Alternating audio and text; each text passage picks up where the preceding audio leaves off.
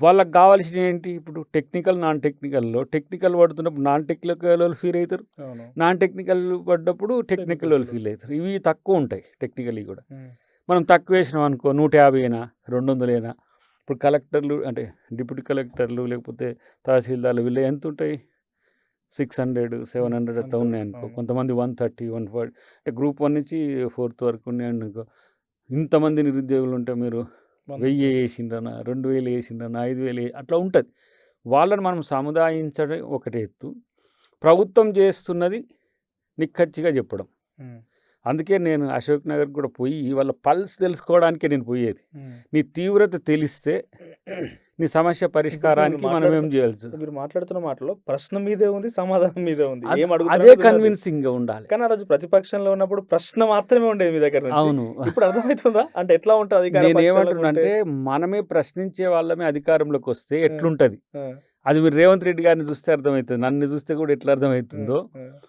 ప్రశ్నించే గొంతుకలు సమాధానం చెప్పాల్సి వస్తది కాబట్టి, సమాధానం చెప్పకుండా పని చేస్తే అయిపోతది కదా! అట్లా ఉంటది. కొన్ని విషయాల్లో మీరు చూడండి రేవంత్ రెడ్డి గారు చాలా అగ్రెసివ్‌గా ఉంటది. పని విధానంలో కూడా చాలా ప్రోగ్రెసివ్‌గా ఇమ్మీడియేట్‌గా మీరు ఆలోచించకముందు ఆలోచించి దాన్ని పెడుతుంటాడు. ఎందుకంటే దీని తర్వాత ఏమొస్తది? దీని తర్వాత ఏమొస్తదని మనకు చెప్తుంటారు కాబట్టి. సో, ప్రశ్న నాదే, సమాధానం నాదే. ఎందుకంటే నేను ప్రశ్న నుంచే వచ్చిన కాబట్టి. ఇప్పుడు మనోళ్ళు ఏమంటారు? మీరు జాబ్ క్యాలెండర్ అన్నారన్న. మీరు జాబ్ క్యాలెండర్ ఇయర్ వైస్ ఇట్లా లేకపోతే ఎప్పుడెప్పుడు వేస్తారని. ఇప్పుడు వాళ్ళు టీజీపీఎస్సీ వాళ్ళు ఏమనుకున్నారంటే ప్రతి మంత్ లేదా 2 మంత్స్‌కోసారి ఒక నోటిఫికేషన్ ఇయ్యాలి. దీనికి ఏందంటే ఖాళీల వివరాలు రావాలి, డిపార్ట్మెంటల్ సపోర్ట్స్ ఇట్లా కొన్ని ఉన్నాయి టెక్నికల్‌గా.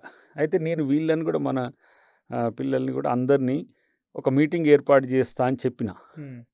మీటింగ్ ఏర్పాటు చేస్తే పొలిటికల్ ఇన్‌ఫ్లుయెన్స్‌లు పెరుగుతాయి దాంట్లో. ఎవరో ఉద్దేశం ఇప్పుడు మాట్లాడుతున్నప్పుడు టపీమని మాట్లాడతారు. ఇక పొలిటికల్ ఎదురైనట్టుంది మొన్నోసారి మీరు అశోక్ నగర్‌లో ఏదో నేను పోయినప్పుడు పోయింది నేనే పోయినా కదా! మీకు నాకేం ఎదురుగా ఎదురైనట్టుంది. వాళ్ళు ఎవరిష్టం వచ్చినట్టు వాళ్ళు మాట్లాడతారు. వాళ్ళకి ఆ స్వేచ్ఛ ఉంది కాబట్టి మనం ఉద్యమకారులం కాబట్టి వాళ్ళకి ఆ స్వేచ్ఛనివ్వాలి. వినాలే. వినకపోతే అర్థం కాదు. ఇప్పుడు మేం ఉన్న స్థితి నుంచి వాళ్ళు ఉన్న స్థితిని అర్థం చేసుకోగలిగినాం అనుకో, ఈజీగా ఒక స్టూడెంట్ హైదరాబాద్‌కొచ్చో, నల్గొండకొచ్చో, కరీంనగర్‌కొచ్చో, ఊర్ల నుంచి వచ్చి చదువుకోవాలంటే ఎన్ని సమస్యలు ఉంటాయో అది వచ్చినోళ్ళం కదా!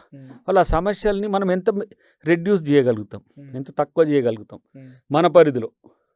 అట్లా కొన్ని ఆలోచించి